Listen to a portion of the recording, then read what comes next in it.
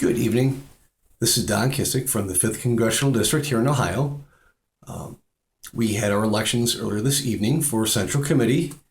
Unsurprisingly, Sarah and I have retained our seats. NOTA did not make a surprise surge in polling, but ultimately, instead of just cracking jokes and giving you a quick update on our elections, this really is a message for all my fellow Ohio Libertarians.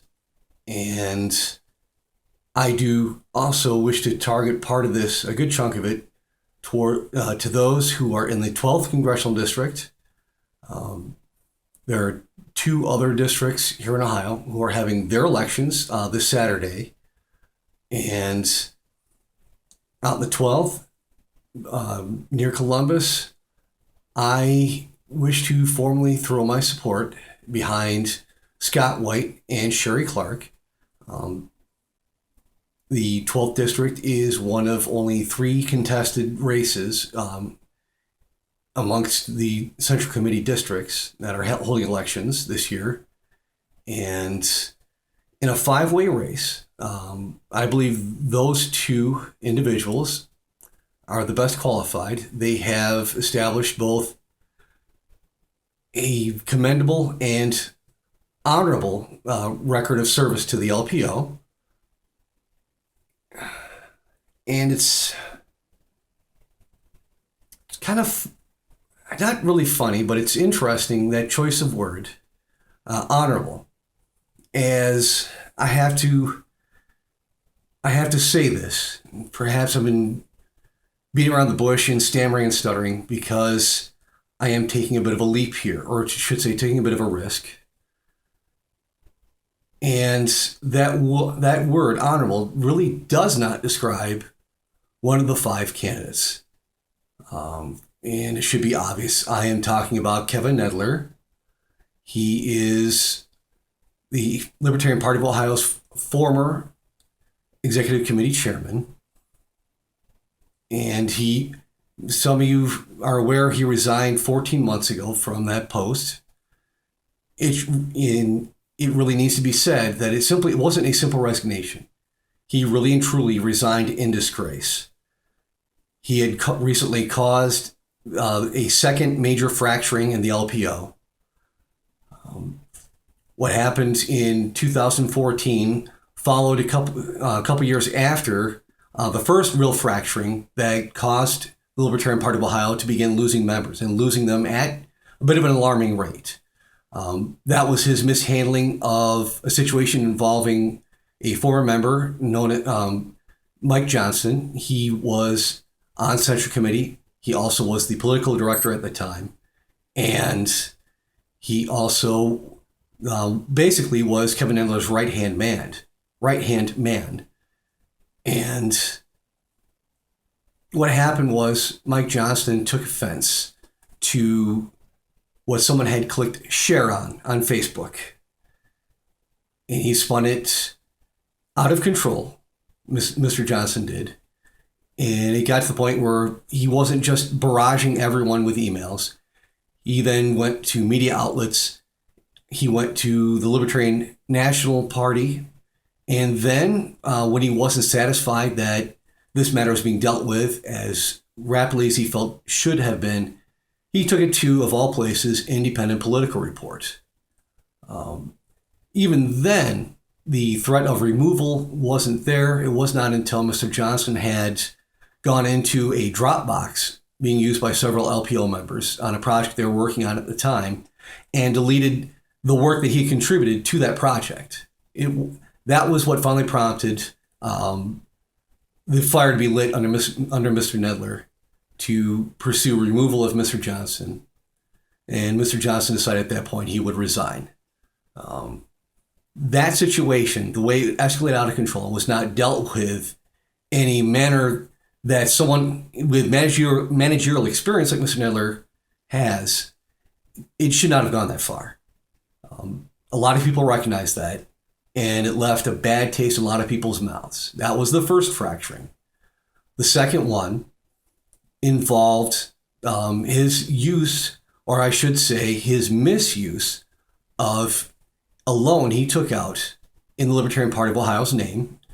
Now, this past September, when he spoke to the Central Committee, he claimed that no one told him that what he was doing was wrong. That is patently false. I know for a fact that he was told at the time, at the very least, by then Finance Director Paul Hines, that this was not a good idea, that this was not an idea to be pursued. Mr. Nadler disregarded that advice, went forward anyway, took out a loan, and then through some bookkeeping magic that has not been fully explained to me, that loan was then converted into a gift to the LPO. Now, what he did with that money was he then applied it to the LPO account via past expired memberships. People who had established paid party memberships. They had let that lapse, and he had used that money to renew their paid memberships. This action, not only is it highly unethical, because it was intended to inflate the Ohio delegation's standing at the 2014 National Libertarian Party Convention. The other problem is that it is in violation of federal election law. So Mr. Nadler has taken action that has severely jeopardized our future efforts.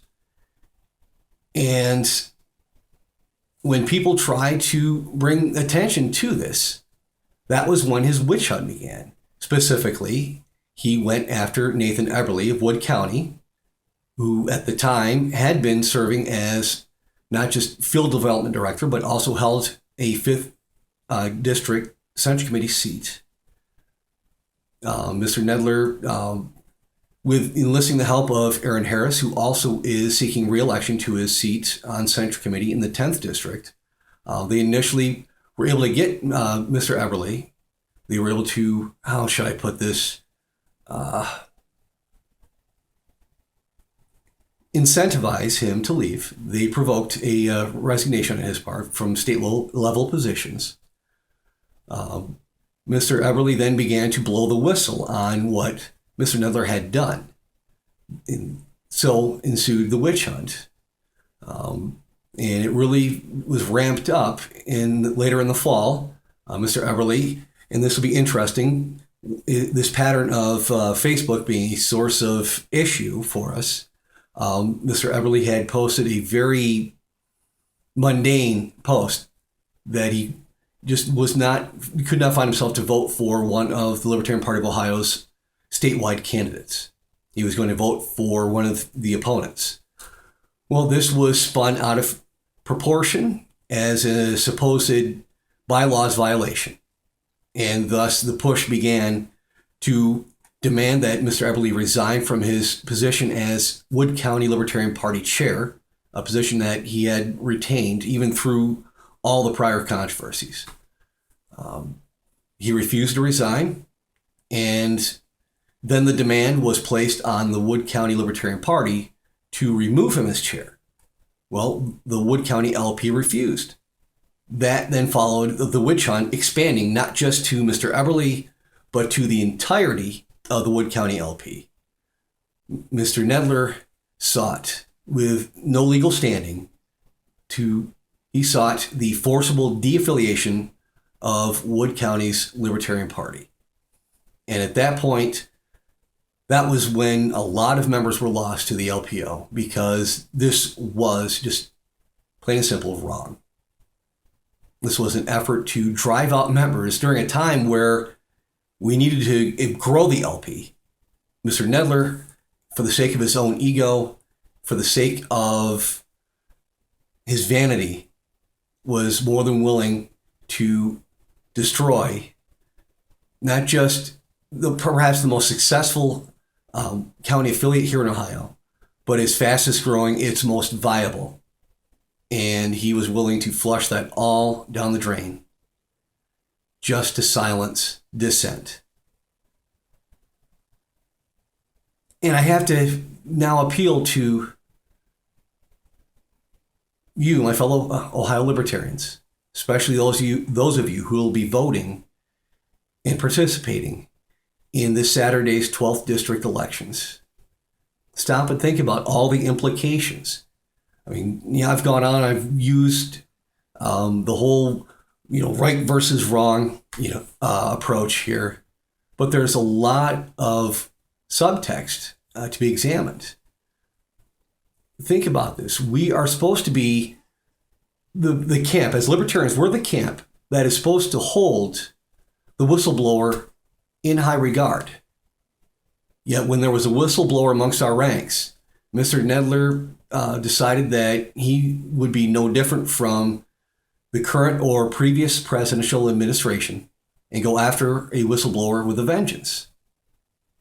Let the irony in that situation sink in. The other component of this is Mr. Nadler's demand, really, that anyone who is going to be in state leadership engage in groupthink, which is the complete antithesis of what brings many of us to the Libertarian Party. We are tired of this groupthink mentality that has just consumed both major parties. But it seemingly groupthink is necessary for us to succeed. I mean, the fact that we typically have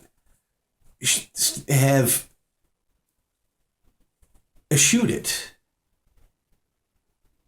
has been one of our strongest points.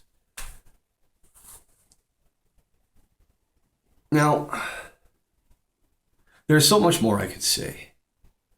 And I want to thank you for those of you who have listened so far through all my stammering and stuttering.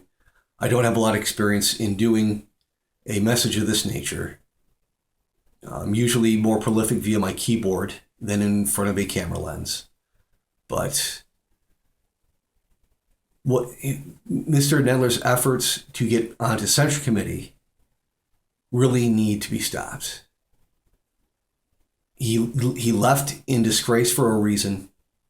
He needs to just stay out of party leadership. If he wants to get involved, then by all means he should become active at the local level and rebuild trust instead of just trying to step in while our membership levels continue to shorten. And when you look at the current situation, if you look at how many elections are being held, only 8 districts out of 16 are having elections, and that number may be wrong. It might be less. I don't have notes in front of me to double check before I give this message. We're really at a time of reckoning as a party. There are a lot of people who would love to be involved, but they will not get back into the swing of things as long as we continue to recycle old failed leaders.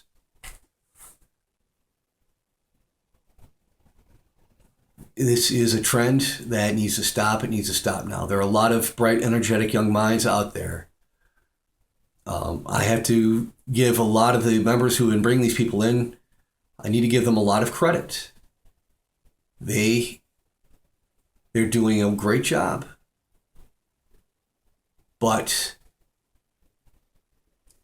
if we're going to follow the same pattern again of growth, of egos, and then of tearing things down, that's a new generation of libertarians who once were excited, realize that there is a status quo that people will go to any lengths to protect, and they will walk away.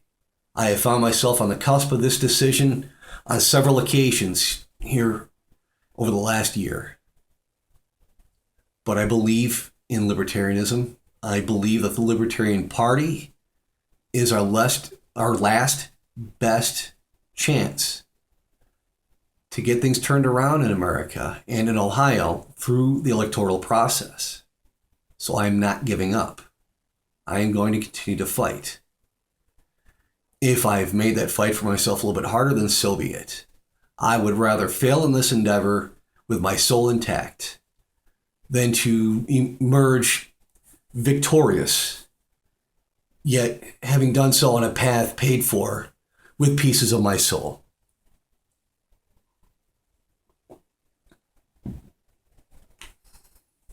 So I want to thank you for listening to this message.